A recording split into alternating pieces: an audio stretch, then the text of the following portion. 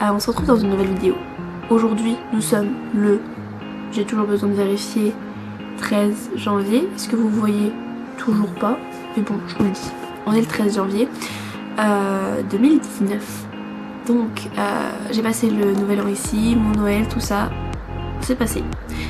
Mais comme on est le 13 janvier, ça fait très exactement 5 mois et 5 jours que je suis aux États-Unis, que je suis arrivée aux États-Unis. Et donc dans cette vidéo, je vais vous faire mon bilan à la mi-parcours de mon expérience aux États-Unis. Beaucoup de choses se sont passées et je vais en parler dans cette vidéo. Donc bah écoutez, je vous laisse avec la suite, c'est parti. Donc, première chose, encore une fois comme d'habitude, j'ai ma petite liste sur mon téléphone. Oh, aujourd'hui on est tout accordé, dis donc. Tiens. Donc, déjà qu'est-ce qui s'est passé ces 5 premiers mois d'expérience? Il faut savoir que là maintenant, j'ai changé de famille d'accueil. J'ai changé de famille d'accueil le 2 janvier 2019. Pourquoi j'ai changé de famille d'accueil? Je pense dès le début, il y a un truc qui s'est passé. J'essaie de... Enfin, je vais pas être trop vague, mais je vais pas non plus rentrer dans les détails parce que c'est pas... ça servira à rien. Ce qui s'est passé, c'est que simplement, dès la première semaine de cours, on a fait une mauvaise rencontre avec ma soeur d'accueil qui était une autre étudiante d'échange. Je me suis rendu compte au bout d'une semaine que ça allait pas être possible, enfin que c'était pas une bonne personne avec qui traîner pour des étudiants d'échange. Mais du coup, moi dès la première semaine, j'ai essayé d'aller vers d'autres personnes, pas rester avec cette personne-ci, mais ma soeur d'accueil n'a pas fait le même choix que moi. Et ma soeur d'accueil a simplement fini avec une mauvaise réputation dans l'école et je pense que c'est un peu... ça m'est retombé dessus aussi. Enfin, sans que ce soit spécialement de sa faute. Et au final, ma soeur d'accueil a changé de famille d'accueil. Je crois bien que ça faisait 3 mois après être arrivée. Et donc je me suis retrouvée toute seule à l'école. Ça a été un peu difficile, je vais pas le cacher, parce que j'étais habituée à être toujours avec elle. Mais après, on peut se dire, c'est un nouveau départ. Donc en fait, le premier jour où je suis allée à l'école sans elle, ça a été un deuxième premier jour de cours. Mais j'ai vite fait ressenti la solitude, on va dire. C'est un peu bizarre à dire, mais je sais pas, genre tout est devenu si compliqué. Je me suis sentie genre mise de côté, j'arrivais pas à parler avec les gens, on m'écoutait pas, je me sentais pas à l'aise, j'étais dans l'équipe de basket et puis bah, j'ai pas du tout aimé. Et enfin je sais pas, au bout d'un moment je suis arrivée à un stade où le matin j'avais pas envie d'aller à l'école et quand j'y étais la seule chose que je voulais c'était revenir à la maison. Et la seule chose c'était que bah j'avais essayé, je veux dire j'ai essayé et j'ai vu que ça fonctionnait pas en fait. Et au bout d'un moment c'est épuisant en fait de se rendre compte que tu essayes, que ça vient que de ton côté à toi, tu essayes vraiment de parler, de faire en sorte que ça se passe bien, mais quand ça fonctionne pas au bout d'un moment tu te dis mais j'ai tout donné en fait et je sais pas quoi faire, j'arrive à court de ce que d'idées quoi, j'arrive à court de ce que je peux donner. Donc c'est assez épuisant et au bout d'un moment ma mère s'est rendue compte que ça allait pas et bah, elle en a tout simplement parlé à l'organisation en France qui en a parlé à l'organisation aux États-Unis et je l'ai ressenti d'une manière qu'ils ont été un peu énervés contre moi du fait que je leur ai pas dit avant, mais j'ai mes raisons pour pas leur avoir dit avant. C'est simplement que au cours du week-end d'orientation qu'on a eu en France avant de partir avec tous les autres étudiants d'échange, on nous a clairement dit faut pas se plaindre pour rien, faut pas être capricieux et tout, il faut essayer de faire marcher les choses, faut être le plus ouvert d'esprit possible et voilà, faut essayer de faire marcher les choses. Moi je savais que mon problème c'était pas rien, mais j'avais peur de paraître pour capricieuse auprès des organisations et que après bah, ce soit... enfin... qui veulent pas m'aider. Je me suis vite fait sentie prise en sandwich entre ma famille d'accueil que j'aime beaucoup et je voulais pas leur faire de la peine, l'organisation qui me clairement pensait que j'étais capricieuse en fait. C'est ça le truc, c'est qu'ils pensaient que j'étais capricieuse et que simplement je voulais juste changer d'endroit mais je voulais juste changer d'école, trouver un endroit où je me sentirais à l'aise parce que, je veux dire, je passe clairement la majorité de mon temps à l'école. Donc si je me sens pas à l'aise à l'école, puis je veux dire, enfin pour moi c'est pas ça, l'école américaine c'est pas genre me sentir à l'écart de tout, c'est pas ce que je voulais pour moi, je voulais vraiment avoir une bonne expérience et là je l'avais pas la bonne expérience. Donc, enfin voilà. Je me sentais vraiment prise en sandwich parce qu'ils comprenaient pas ce que je voulais dire, ils ne comprenaient pas simplement l'organisation aux États-Unis. L'organisation en France me comprenait déjà un peu mieux, donc ils essayaient de m'aider. Et puis à côté, il y avait aussi ma famille et mes amis en France qui me disaient c'est simple, si tu n'es pas heureuse ici, tu vas pas rester ici, tu rentres en France. Ils me disaient le deal est fait, tu parles anglais, t'as eu l'expérience américaine, mais moi c'est pas ça que je veux vivre mes 10 mois aux États-Unis, mes 10 mois de totale immersion aux États-Unis, c'est ça que je veux. Je veux pas m'arrêter au milieu de quelque chose, j'aime bien genre finir les choses, faire les choses complètement. Et après, même si ma famille et mes amis ont raison, ça me sert à rien. C'est perdre mon temps que d'être ici et d'être malheureuse. C'est totalement inutile. Mais je voulais pas rentrer en fait, c'est ça, je voulais pas rentrer, j'avais l'impression que ce serait un échec pour moi. Et voilà, donc je me suis sentie prise en sandwich parce que ma famille me disait c'est simple, tu trouves une solution, enfin l'organisation te trouve une solution, donc soit te change d'école, soit te change de famille, de placement totalement, soit tu rentres en France. Sachant que je voulais pas rentrer en France et que l'organisation ne me comprenait pas, je me sentais genre un peu suffoquée, je me disais putain mais je sais pas qu'est-ce qui va se passer pour moi, je sais pas quoi faire. Et ça s'est vite fait ressentir au niveau de ma santé, c'est-à-dire que j'étais malade tout le temps.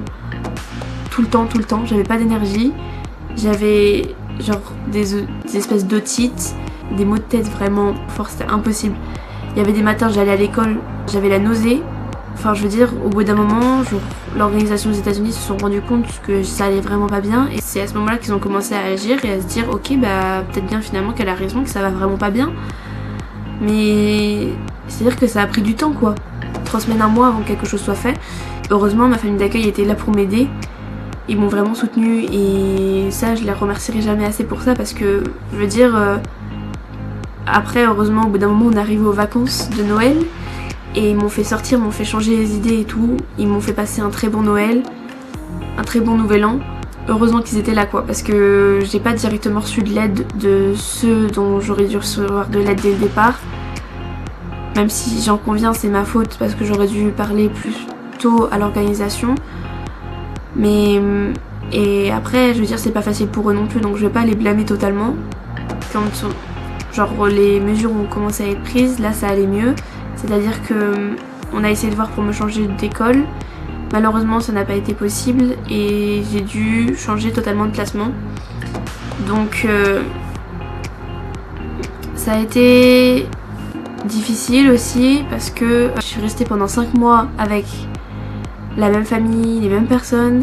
Donc j'ai été habituée à quelque chose. J'avais peur et j'ai finalement reçu un message de ma future sœur d'accueil sur Instagram qui me disait hey salut, je vais être ta nouvelle sœur d'accueil si tout se passe bien.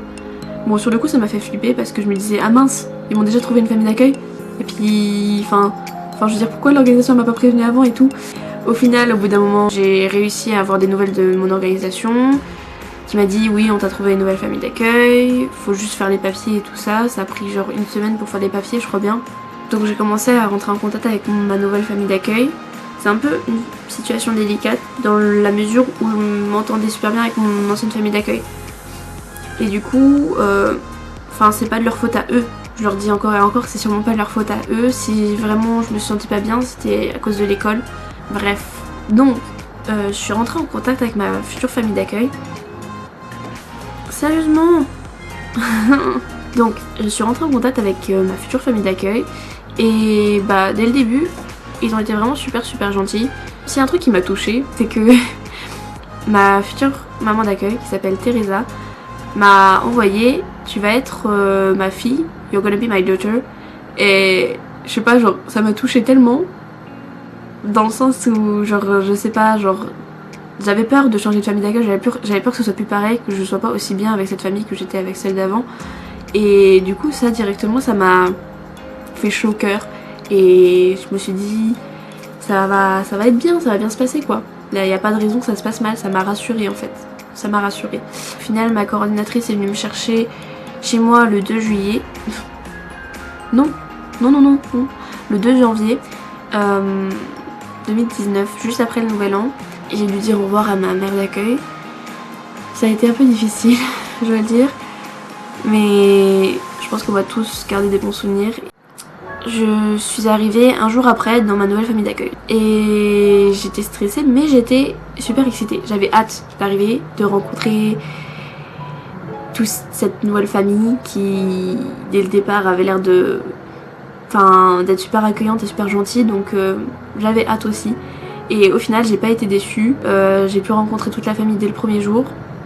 Donc dans cette nouvelle famille, donc qui est une famille mexicaine, j'ai un père d'accueil, une mère d'accueil, j'ai un grand frère d'accueil, une grande sœur d'accueil qui a déjà 4 enfants, puis j'ai une petite sœur d'accueil qui a 16 ans et qui va à l'école avec moi, qui est aussi en junior. Donc ça c'est super bien parce qu'elle m'a vraiment beaucoup aidé pour l'école et tout ça. Puis même on partage la chambre, genre là derrière c'est son lit, puis moi je suis sur mon lit, mais on partage la chambre. Et puis sérieusement je suis vraiment contente parce qu'elle est super gentille, super géniale, tout ça, je l'aime beaucoup. Et puis après j'ai mon petit frère d'accueil qui a 15 ans, donc ça me change pas trop parce que j'ai aussi un petit frère chez moi. Donc voilà, il me fait penser à lui parce que il joue à des jeux vidéo et tout comme mon frère et tout, donc ça me change pas trop et ça me rappelle un peu des bons souvenirs. Donc voilà, on a passé la première journée ensemble et je dois avouer que, enfin je sais pas, je me suis sentie tellement bien avec eux. Ils sont vraiment super accueillants. Là ça fait moins de 2 semaines que je suis avec eux et je suis vraiment super à l'aise. Ils me font me sentir comme quelqu'un de la famille. Genre mes parents d'accueil me font me sentir comme leur fille et tout. Donc ça me fait vraiment plaisir et je me sens vraiment à l'aise. Genre ils m'ont vraiment beaucoup aidée. Et si on parle maintenant du premier jour de cours, donc je suis allée à l'école le mardi qui était le mardi 8 janvier je crois bien. Et cette école est immense comparée à celle que j'avais avant. Elle est vraiment immense et vraiment je suis contente d'être tombée dans cette école là parce que je veux dire j'ai pu choisir des cours qui cette fois-ci, enfin je veux dire dans mon autre école on faisait rien du tout toute la journée. À la limite maths et physique c'était les seuls cours de la journée où je faisais quelque chose et je dois avouer que je m'ennuyais en fait. Et j'ai peur parce que je me suis dit je vais revenir en France, je vais plus savoir comment travailler et comment je vais faire pour l'université et tout. Enfin ça me stressait pas mal et là je suis arrivée, j'ai pris des cours qui maintenant sont plus intéressants que ce que j'avais avant. J'ai des devoirs maintenant et sérieusement c'est complètement débile à dire mais ça m'a fait grave du bien. Genre ça me fait grave du bien de travailler, de faire quelque chose de mes journées, ça me fait grave du bien. Et sérieusement, enfin je sais pas, ma soeur d'accueil m'a grave aidée, m'a fait visiter l'école et tout ça. Je sais pas ce que je ferais sans elle parce que, enfin je sais pas, elle est juste géniale, elle m'a beaucoup aidée. Il y a aussi mon frère d'accueil qui est dans l'école donc ça aussi ça peut m'aider aussi. Enfin voilà, je suis vraiment contente, l'école est immense, il y a plein de matières, plein de clubs, plein de sports. Et pour les matières que j'ai pris, première matière de la journée c'est Pre-Call Algebra je crois, donc en gros c'est des maths. Après deuxième heure de la journée je suis dans l'équipe de soccer maintenant et là encore je suis trop contente parce que l'équipe est super gentille. Et ensuite troisième heure de la journée c'est 1 heure pour travailler où tu fais rien, ça s'appelle ISP. Et donc voilà, après quatrième heure de la journée j'ai espagnol. Après je vais en nutrition, ça aussi c'est marrant, j'ai rencontré des personnes dans chaque classe et ils sont tous vraiment super gentils avec moi puis s'intéressent et tout. Donc après c'est aussi la phase, comme tous les étudiants savent, la phase nouvelle étude en échange dans l'école. Donc généralement la première semaine tout le monde s'intéresse à toi puis après ça se calme un petit peu, donc là c'est à toi de donner de ta personne et de travailler pour faire en sorte que les liens se créent avec d'autres personnes et c'est à ce moment là que tu essaies de te faire tes amis. Après je vais manger, je suis au lunch A. Les lunchs, donc les repas, sont divisés en 3 parce qu'il y a beaucoup de personnes. Donc il y a lunch A, lunch B et lunch C. Après avoir mangé, je vais en anglais avancé. Je lis un livre sur une colonie africaine et puis enfin je pense que ça va beaucoup m'aider à améliorer mon anglais encore plus. Donc je suis contente pour ça aussi. Ensuite je finis sur Non, je finis pas d'ailleurs. J'ai US History et je finis cette fois-ci avec qu'est-ce que c'est? Avec anatomie. Donc en gros, on t'apprend les parties du corps, les os, le squelette, tout ça. C'est intéressant. Donc voilà. Et là du coup, la semaine prochaine, je vais commencer les entraînements de soccer après les cours. Donc j'ai hâte parce que ça fait longtemps que j'ai pas joué au foot et ça me manque un petit peu quand même. Le fait de se sentir d'appartenir à quelque chose, ça fait plaisir quoi. Enfin je sais pas, ça faisait tellement longtemps que je m'étais pas sentie comme ça. J'étais arrivée à un moment où je savais même plus comment être moi-même. J'avais l'impression que je me souvenais pas comment me faire des amis en fait. Et en fait il suffit simplement d'être toi-même. Les conseils que je pourrais donner aux gens aux futurs étudiants d'échange, ou même parfois aux étudiants d'échange qui ne se sentent pas encore à l'aise dans leur école, c'est vraiment genre d'essayer d'être le plus souriant possible. Et à chaque fois que tu parles avec la personne, genre essayer de... Enfin je sais pas, de les faire rire, même si je sais que c'est pas facile dans un autre langage de faire rire les autres parce que parfois tu te sens à part, genre ils font des blagues et toi t'es en mode... J'ai pas compris. Et bon, genre essaye vraiment d'être souriant et quand les gens te parlent, genre essaye toujours de leur donner de la positivité et tout ça, comme ça après les gens ils vont se dire bah cette personne, enfin j'aime bien être avec elle parce qu'elle est gentille, puis genre enfin je sais pas, elle me met de bonne humeur et tout ça, enfin voilà. C'est pas notre premier langage, du coup ça prend un peu de temps à arriver et après 5 mois j'arrive à parler plutôt pas mal je pense, enfin j'ai l'impression, je comprends pratiquement tout ce qu'on me dit, j'arrive à m'exprimer assez facilement et à me faire comprendre assez facilement. Après, le problème c'est quand je suis avec des nouvelles personnes, souvent je suis un peu stressée et j'ai du mal à m'exprimer. Et du coup, dans ces moments-là, je me dis, respire à fond Manon, réfléchis à ce que tu veux dire, réfléchis, et après tu le sors doucement, mais au moins tu le sors clairement. Donc, j'espère que ça va fonctionner. Pour l'instant, j'ai pas l'impression d'avoir embêté trop de monde avec ma façon de parler. Donc voilà, j'arrive majoritairement à me faire comprendre à l'école. C'est l'essentiel, ça va aller mieux au fur et à mesure, c'est normal. Dans cette nouvelle famille, je me sens heureuse et ça faisait longtemps que je m'étais pas sentie à l'aise comme ça. Genre l'école, tout ça, je me sens à l'aise, je me sens contente, enfin je sais pas, je me sens heureuse simplement. Et ça fait du bien au moral. Donc voilà, cette aventure, au bout de 5 mois, qu'est-ce que ça m'a apporté? Ok, cette expérience, j'ai eu quelques mésaventures, mais je pense que ça m'a pas été inutile. Je pense que ça m'a fait grandir, gagner en maturité. Comme je dis à chaque fois, je pense dans la majorité de mes vidéos, c'est qu'on n'est pas tout seul sur cette terre, qu'il y a d'autres gens qui existent avec différentes cultures, différents langages. Et ce qui est sûr, c'est qu'il faut pas rester bloqué sur des petites choses. Faut se rendre compte que moi je fais cette chose de cette manière-là, mais la personne d'à côté, elle fera autrement. Et c'est naturel, c'est même bien. Je trouve ça super bien qu'il existe des gens dans la Terre qui fassent les choses différemment tout simplement. Et ça c'est tout simplement super enrichissant et j'ai l'impression d'avoir gagné vraiment en ouverture d'esprit, puis même en connaissance tout simplement en venant ici, en passant mes 5 premiers mois aux États-Unis. Et j'espère simplement que ça va continuer ainsi pour le reste de mon séjour. J'ai gagné en niveau d'anglais, je me sens bilingue. Après je vais continuer à m'améliorer pendant les 5 derniers mois qui me restent ici.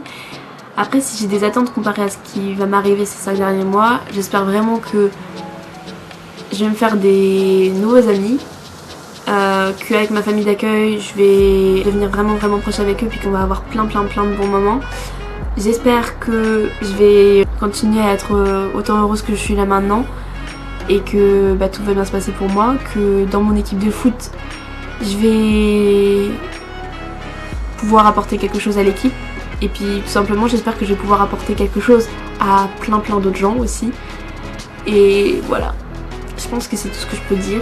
J'ai envie que cette vidéo elle aide les autres étudiants d'échange qui sont parfois, peut-être qu'il y en a qui sont dans des situations assez difficiles, et je peux le comprendre parce que j'ai été dans une situation difficile et je veux juste simplement apporter mon expérience à ces étudiants d'échange qui sont en ce moment dans un autre pays, et aussi aux futurs étudiants d'échange qui vont arriver. Simplement quand ça va pas, dites-le. Dites-le, parlez-en, que ce soit à votre famille d'accueil, que ce soit à votre famille en France ou que ce soit aussi à votre coordinateur local, que ce soit en France ou dans le pays où vous êtes. Parlez, je sais c'est difficile, j'en ai fait l'expérience, c'est difficile, mais il faut le faire parce que sinon quoi, vous allez rester dans votre situation tout le reste de votre séjour et vous allez être triste. Et c'est aussi une preuve de maturité que de savoir réaliser quand on a donné tout ce qu'on avait et que ça n'a pas marché. On a finalement besoin d'aide, on peut pas tout faire tout seul. Et voilà, c'est ce que j'ai réalisé. Après, le seul regret que j'ai, c'est que l'organisation américaine au début a cru que j'avais pas de problème et qu'en fait je mentais sur ma situation et tout. Puis c'est finalement quand ils se sont rendus compte que j'étais malade tout le temps, ils ont commencé à se dire ah bah mince, c'est que ça devient grave en fait. C'est à ce moment là qu'ils ont réagi. Et je fais aussi cette vidéo là pour qu'eux aussi peut-être bien se rendent compte que parfois, je dis pas qu'ils font mal leur boulot, non. Je dis juste que parfois aussi il faut essayer de se mettre à la place des étudiants d'échange et se dire mince alors, enfin ça va vraiment pas là, il faut essayer de faire quelque chose. Faut pas se dire elle ment parce que tout va très bien dans sa famille d'accueil, elle a aucun problème dans sa famille d'accueil. Si c'est juste l'école, je suis sûre elle ment, c'est juste parce qu'elle veut aller dans une plus grande école. Parce que c'est vrai, mon école avant elle était toute petite. Mais ça m'a pas posé problème. Si j'aurais voulu changer de famille d'accueil, quand j'étais encore en France, j'aurais pu dire non quand on m'a proposé cette famille d'accueil et en avoir une autre. Mais j'y ai pas dit non. Même en sachant que j'allais dans une petite école, j'ai pas dit non. Pour une raison, parce que, pour moi, l'expérience américaine, c'est l'expérience américaine. Donc tu peux tomber dans un patelin avec une maison tous les 5 km comme tomber dans une grande ville. C'est ça, les États-Unis. Donc voilà. J'ai simplement hâte de voir ce qui va se passer pour la suite. Et voilà, j'espère vraiment que ma vidéo va vous aider. Donc écoutez, on se revoit bientôt dans une nouvelle vidéo. Et puis entre temps, je vous dis prenez soin de vous. Ciao ciao.